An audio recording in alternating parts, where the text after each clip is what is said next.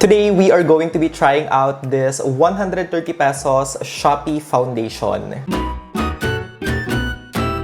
Hey guys! Welcome back to me!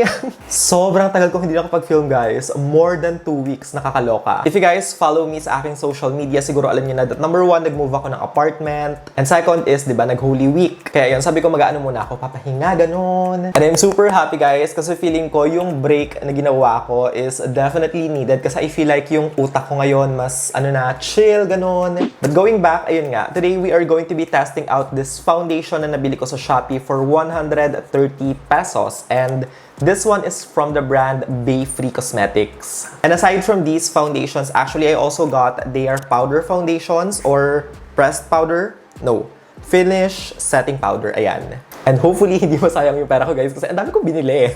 Also, just a quick heads up guys ha, nakabukas nga pala yung fan kaya medyo maingay siguro. Yung AC kasi nagamit ko guys sa previous apartment at pina-install ko dito sa filming room, ang ingay. Kaya yun, kailangan ko bumili ng bago kaya panoorin nyo to. Charot. Anyway, this is how the packaging looks like and I love it kasi super cute. It's pink. Alam niyo na yon. Yung sa foundation, gold yung kanyang letters or font. Tapos sa powder naman, black lang siya na matte. Super cute ng packaging. Look at that. Parang yung mga Japanese makeup, mga Sanrio, ganun. Let's start with the foundation. And yung tawag dito or yung complete name. Actually, ang haba. Matte Full Coverage Hydrating Foundation Balm Cream. 6.5 grams yung content nito guys. And sa description, sabi lang dito, it is buildable full coverage. It lasts all day and it feels like you're not even wearing foundation. And 3 years yung shelf life niya after opening. And 4 yung shades na meron sila guys. This one is M01, M02, M03, and M04. Actually, medyo kinakabahan ako guys kasi even yung M01 parang hindi match sa aking skin. I'm hoping na sana ano lang siya, yung parang initial layer ng foundation. Ooh, it is very balmy. Once you swirl your finger, naglalighten siya, but I don't know, feeling ko hindi pa rin match. Anyway, this is M01. This is M02. This is M03. Correction lang guys ha, but yung mga shades pala are M01, M02, M03. Tapos yung next one or yung fourth is L01. Eto. This is L01. And I think etong shade na M01 yung gagamitin ko kasi ito yung pinaka-close sa aking skin. Because I feel like etong si M03 is too neutral. So yeah, eto na lang gamitin natin. Tapos for my under eye or parang concealer, I'm gonna use the shade L01. For moisturizer, ang ginamit ko is itong Pink by Pure Beauty Pudding Cream. And for primer, of course, ang ginamit ko is itong Touch and Sol No Problem Primer. Maganda to guys, para siyang Sunny's Face Dream Cream. But yung difference lang is that this one hindi siya ganun ka-slippery and less thicker yung consistency. And ayan guys, this is how it looks like. Sa right side ng face ko guys, gamit tayo ng brush. And this one is the Lovely Cosmetics LC02 Foundation Brush. And kukunin ko na directly yung foundation dito. Oh my god. Look at the coverage. What the fuck? Dude. Ang full coverage niya. Right off the bat, and sobrang obvious naman guys na full coverage talaga siya. Dapat talaga guys, isang dip lang tapos tsaka na lang ulit kayo magdagdag kapag kakulang. Mabilis siyang i-blend which is of course always a good thing, a good sign. Super easy to blend and true to its claim, it's not heavy.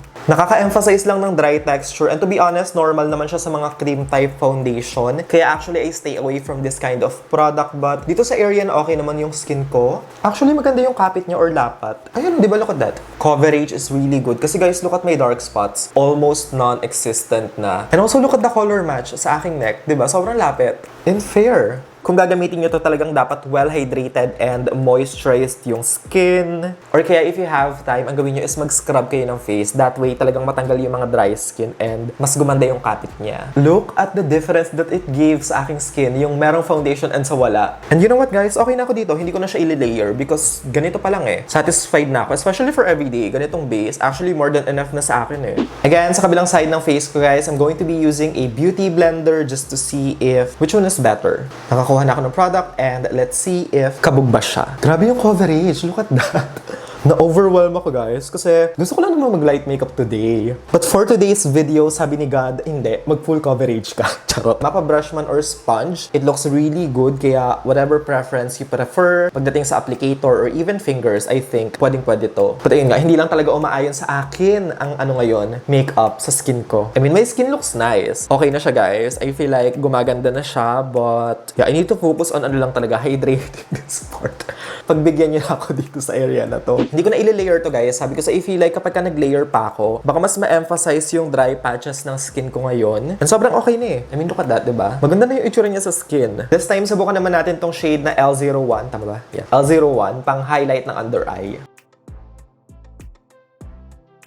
Ooh, it is definitely brightening. Look at that. Diba? Sana pala hindi ko muna nilagyan to, no, para makita yung difference. Oh, diba? Ang fresh na tignan ng under eye. Para naka 8 hours of sleep kahit 3 oras lang.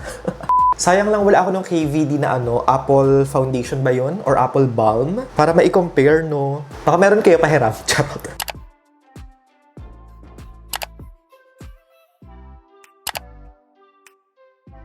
To set my face, of course, yung gagamitin ko is yung kanilang setting powder. And this one, I believe, 4 yung shades. But I only got 2 because I feel like hindi ko naman kailangan lahat. And again, yung tawag dito is the Flawless Finish Setting Powder. And same dun sa foundation, yung expiration niya is 3 years after opening. For normal to oily skin siya. It is long-lasting, up to 12 hours of wear. Buildable coverage. Keeps the skin its original way. Fresh, breathable, and natural. And this one, once you open, actually, may kasama siyang applicator. Perfect for retouching. And since yung powder is very compact, perfect siya for on the go. Ito si number 4 and ito naman si number 1. Actually, medyo misleading yung photo nila kasi akala ko mas dark yung number 4. And kinuha ko siya because sabi ko baka pwede ko siyang ipang contour or bronze. Pero hindi, malapit yung kulay. Sobrang fine ng texture, guys. As in, walang grit at all. Ito yung swatches. This is number 1 and yung nasa baba is si number 4. Shade number 1 yung gamitin natin kasi ito yung pinaka-close sa skin ko. Bango ng powder.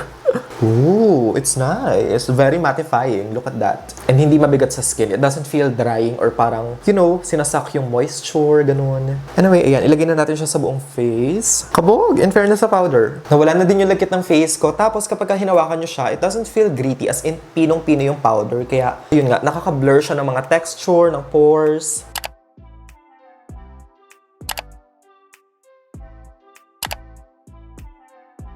Off-cam ko na ginawa yung makeup ko and eto yung nagawa ko. Super cute. I love it. Very sweet lang, ganon. And of course, as always, lahat ng mga product na ginamit ko, ilalagay ko sa description box, kaya i-check nyo na lang. And as you guys can see, hindi na ako naglagay ng highlight because magwe-wear test tayo today.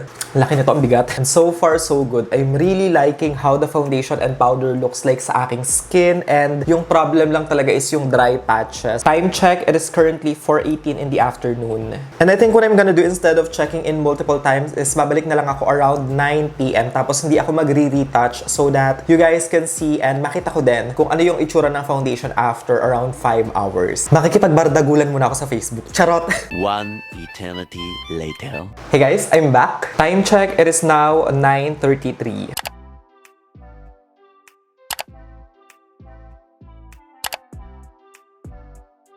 This is how my makeup looks like after over 5 hours without any retouch. Center ng face ko, sobrang nag-oil up na, specifically sa nose area. But dito sa area ng face ko na to, which is yung part na hindi mabilis mag-oil up, as you can see, it looks really good pa din. Part na merong pimple, as you can see, medyo nag-fade na siya, mas nag-peak through yung redness ng pimple. Sa tip ng nose, as you can see, parang wala na masyadong foundation kasi talaga nag-fade na siya, guys. Kitang-kita na yung skin, nag-peak through na. And also dito sa side na to, which is, to be honest, normal naman sa akin sa kahit anong foundation, talaga nag-crease dito. So, hindi siya big deal and expected ko na. Dito din sa part na to, hopefully you guys can see, but medyo may konti ng creasing. Subukan nating i-blot. Dito muna. Very minimal oil. And also here, sa forehead. Ang dami, nakakaloka. Etong side na to yung gamitin natin sa nose.